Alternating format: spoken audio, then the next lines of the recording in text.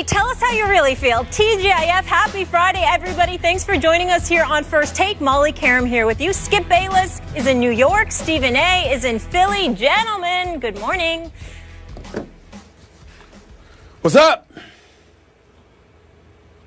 Stephen A. Smith, you know, for once, it might be good that you're actually whatever miles you are away from me and we're not across from each other at the desk, because I think this is about to get heated.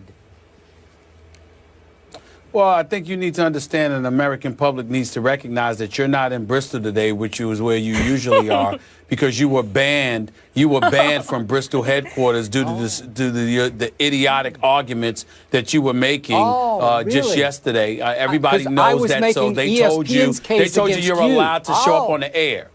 They showed you you're allowed to show up on the air, but you weren't allowed in the studio today. I think we all know why. Yeah, the truth is, I'm back in my town, New York City, and you're down there, and where is it, like New Jersey or Philadelphia? I don't know where you are. It's my second home. It's Philadelphia. Philadelphia. I'm actually allowed in two places. Enjoy. You're not. But go ahead. The city of brotherly love. I'm not feeling a lot of brotherly love right now, but let me say, you both look very handsome today, looking clean. I'm liking that no-tie look there with the all blue and all black.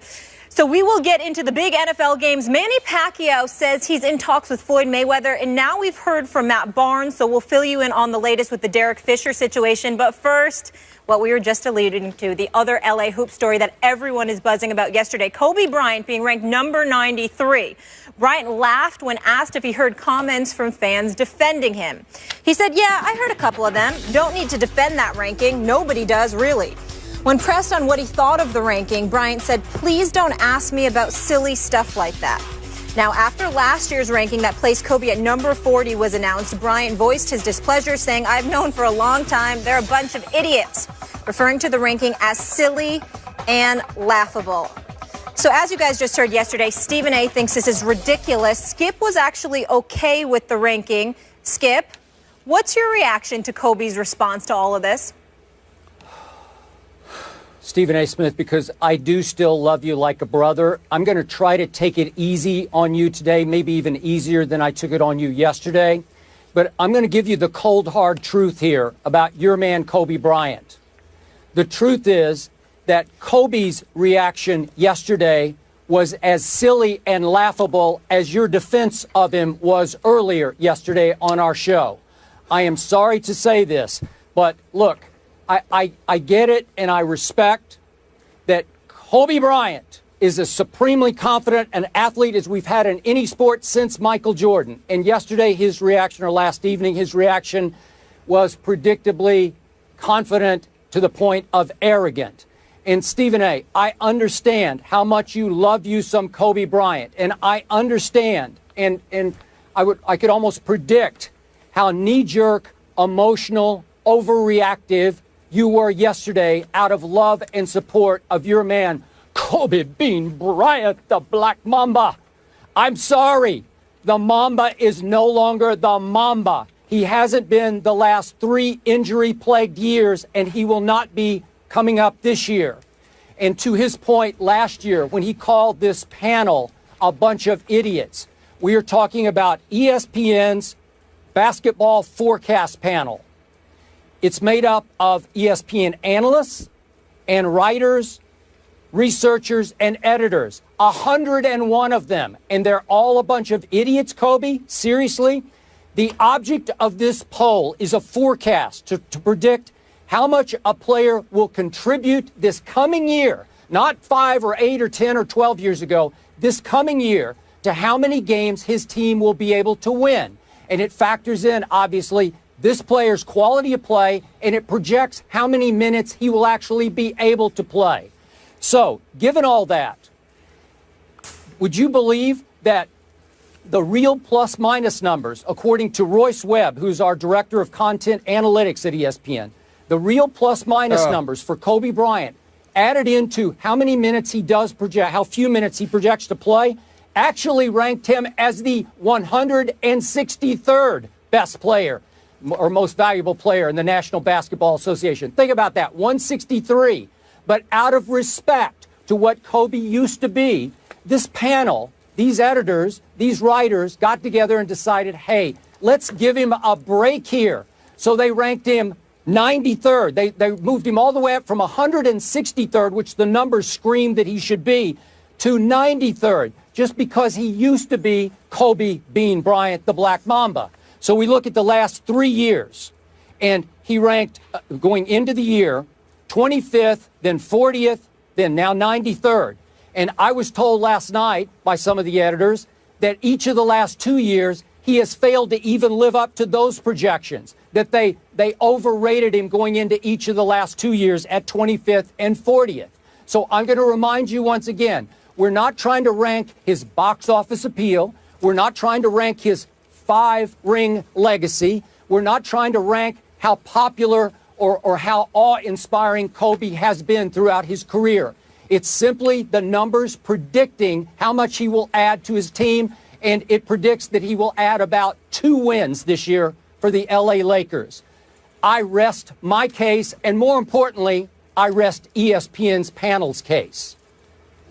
Well, you're entitled to rest ESPN's panel's case, and I understand that. But as far as I'm concerned, it's just a glaring acknowledgement that we have some people in this company that don't know enough about basketball. I don't care what you have to say. I don't care what they have to say. I know what I've seen with my own 2 eyes, and I know what I've seen in comparison to what exists in the NBA. I take into account everything that you said in all seriousness. I don't know why you're mentioning some of those names that you mentioned about the statistics and the statisticians and the analytics. And nobody cares about that as far as I'm concerned. When you're giving out the poll, why don't you put the names of each person that came to that conclusion and then let them be front and center and come talk to me? Because chances are ain't nobody going to want to hear what they have to say. Not after a poll like that. All right, that's fine. And I'm telling you, I'm dismissing 101 names. I don't care what they have to say. It's nonsense to me. It makes absolutely no sense. Anybody with 2 eyes and something close to 20/20 vision can see that that's absolutely ludicrous, and you're not taking an abundance of things into consideration. Of course, you want to sit there and say, well, Kobe only adds about 2 more wins. Well, why is that? Could it be that he's in the West? Could it be that his teammates, dare I say, are a bit subpar? Could it be that when you consider San Antonio and Oklahoma City and the reigning champions, Golden State Warriors, and the Los Angeles Clippers and the Houston Rockets, I mean, when you look at those teams alone, those 5 teams alone, we didn't even take into account some of the other teams. It's obvious why it's going to be a tough go-round for Kobe Bryant. Because he no longer has Shaq and Robert Horry and Ron Harper, and even though they didn't win the championship that year, Karl Malone and Gary Payton and those boys by his side. You know, I'm not saying that all of those guys for the Lakers are scrub. I'm not trying to disrespect them. Louis Williams, Brandon Bass, even Roy Hibbert to some degree, I think will make solid contributions. But this is the Western Conference, and the teams are loaded. We all understand that. So when you sit there and you say that about Kobe, you know what? It's Kobe, it's Russell Westbrook and Kevin Durant on one team. It's Chris Paul, Blake Griffin, and DeAndre Jordan on another team. It's LaMarcus Aldridge joining Tim Duncan and Manu Ginobili and Tony Parker on another team. The list goes on and on. When you look at the West, it's James Harden on a mission to prove that he's deserving of league MVP honors with Dwight Howard, who's no scrub, and he's got something to prove as well because he's heard the stuff that people have been chirping about him in the offseason. So many different things to point to. The Dallas Mavericks and what they've got to prove because of what has transpired with them in this offseason. Having Wesley Matthews come over there along with others, understanding that he's not fully healthy or he may not be, we don't know yet. All of those things are things to think about. If Kobe Bryant was in the Eastern Conference, what would he do? If Kobe Bryant was to have a better teammate or a better slew of teammates, what would he do? Talk to the coaches who know something about basketball. They not only brag and boast about this, the killer inside of him, the fact that he can shoot, the fact that he can take, he can take anybody, he can break down anybody. They talk about his football, they talk about his footwork, they talk about his basketball IQ, they talk about how knowledgeable he is about playing this game. Is Kobe Bryant what he used to be? Skip, we don't know that. It remains to be seen. The last 2 years, he only played 41 games. He came back for 2013, 2014. Skip, he played 6 games. He shot 42%. He came back and he played, 35 games? Okay, and then he shot like 37% over the course of those 35 games. But he had essentially been out a year and a half to almost 2 years before he came back and played those 35 games. The previous 8 seasons that he played in L.A., with the exception of 143% shooting from the field in 1 year, the other 7, he shot 45% or better. This is the Black Mamba we're talking about here. And I'm not trying to sit there and say that he should be mentioned in the same breath as a Russell Westbrook or a Kevin Durant and guys like that, because they're younger and just as elite. But to sit there and say that there are 92 players better than Kobe Bryant, I applaud once again his decorum. I applaud his presentation. I applaud the fact that he's cool and is appropriately dismissive of such idiocy. And even though I'm not going to call out my colleagues because I'm very, very proud to work where I work, I consider this poll idiotic. I have nothing to do with it. And anybody that sits there and says, well, ESPN's poll said, just make sure you emphasize that Stephen A. Smith, or as you affectionately call me, Stephen Naismith, has absolutely, positively nothing to do with this poll. They didn't ask me. They didn't consult with me. Not that they have to. They did what they did. I have nothing to do with this. I am separate and apart from this, because if there's one thing I know, it's basketball. And there's no way in hell that there are 92 players in the world better than Kobe Bryant. I don't even think there's 92 players in the NBA better than Charles Barkley right now. And he just came off a hip surgery. I mean, give me a break. I mean, it's ridiculous. It's just ridiculous. Stephen Naismith, the inventor of basketball as we know it today. Let me ask you this. I can go with that. Are there not 2 ends of the basketball floor? You play offense, then you have to play this thing called defense. Am I right about that? What's your point? What's your point about that? My point is, last year, the numbers said Kobe Bryant was the 25th worst defender in the entire NBA. And by the way, speaking of offense, last year, for the 172 players who took 500 or more shots, 172 players, 500 or more shots, only 1 player shot a worse percentage in the entire NBA, Trey Burke of the Utah Jazz. That's the Kobe Bean Bryant, who used to be the Black Mamba. I'm not, hold on. That's not a fair argument, because I concede to you that the last 2 years haven't been ideal. But he only played 6 games 1 year and less than half the games the next, because he was recovering from injury each time. And anybody knows, Skip, particularly when you are an offensive-minded player, that when you're healing from an injury, you're usually going to take the breaks on a defensive end of the floor. That's what you're going to do, because your success, particularly when you are box office like Kobe, is predicated on what you do offensively. If Kobe Bryant had went out there and shut down folks but couldn't score a damn basket, we would sit there and say he's done. I'm not saying that their defensive stats and what have you aren't accurate. I'm saying they're not taking the intangibles into consideration. And what I find so insulting about what you say and what anybody who thinks like you says and what this ridiculous, idiotic, stupid poll says is that y'all are not taking those things into account for somebody like Kobe. Kobe Bryant doesn't cheat the game. Kobe Bryant, he ain't perfect. I think he could do a better job of ingratiating himself with his teammates sometimes. We all understand that. We understand that some of the times, he gets hungry. He wants to get fed. The players are turned off by it. We've heard all of those things from players over the course of time, privately or publicly. But in terms of his skill set and what he has meant to the game of basketball and what he does on the basketball court, you know good and damn well that if we're talking about Kobe Bryant here, and he's taking plays off, or he ain't doing what he's capable of doing, you know that has a lot to do with him trying to find his rhythm, get his health back, and all of that other stuff. This is not some typical player, Skip Bayless. I'm talking work ethic now. This is not some typical player. Even you have to admit there is nobody that cares more about the game and about being great completely at it agree. than Kobe Bryant. No. So that's the point. No, not even beginning to suggest that.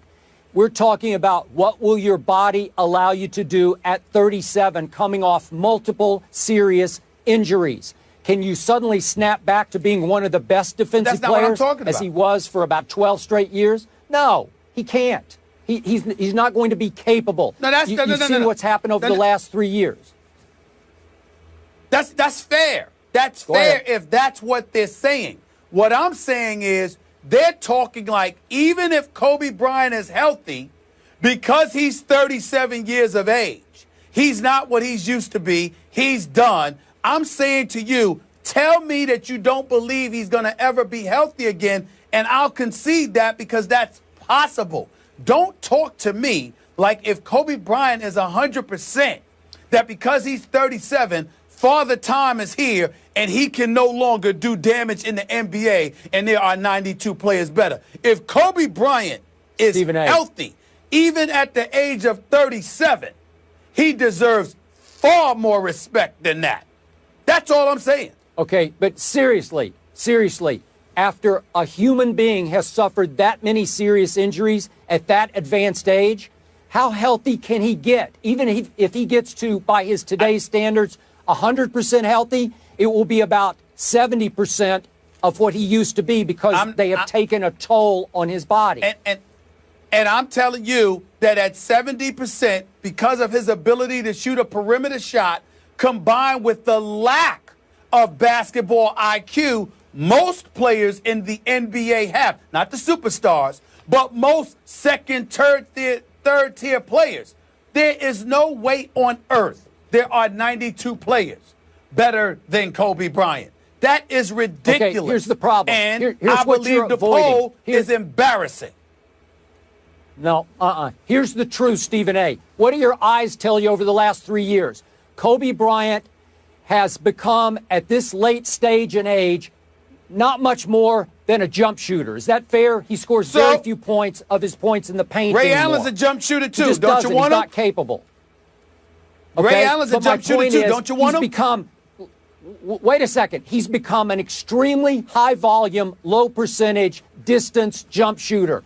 That's not a recipe for great success. Six of the last 8 years, he's led this league in shots attempted. He's going to jack up the basketball. We all know that. We accept that. He's not going to make that many of them. He's going to hurt his team that way, in many cases, more than he helps it. I'm sorry. Okay. Guys, we got to. You'll see. We got to agree to disagree here on Kobe's ranking of 93rd, the 93rd best player in the NBA. This, of course, is his 20th season as a Laker, the most seasons for any player for any team in NBA history. Pretty impressive. Now to another vet, though, who's getting it done in his 18th year in the league. This was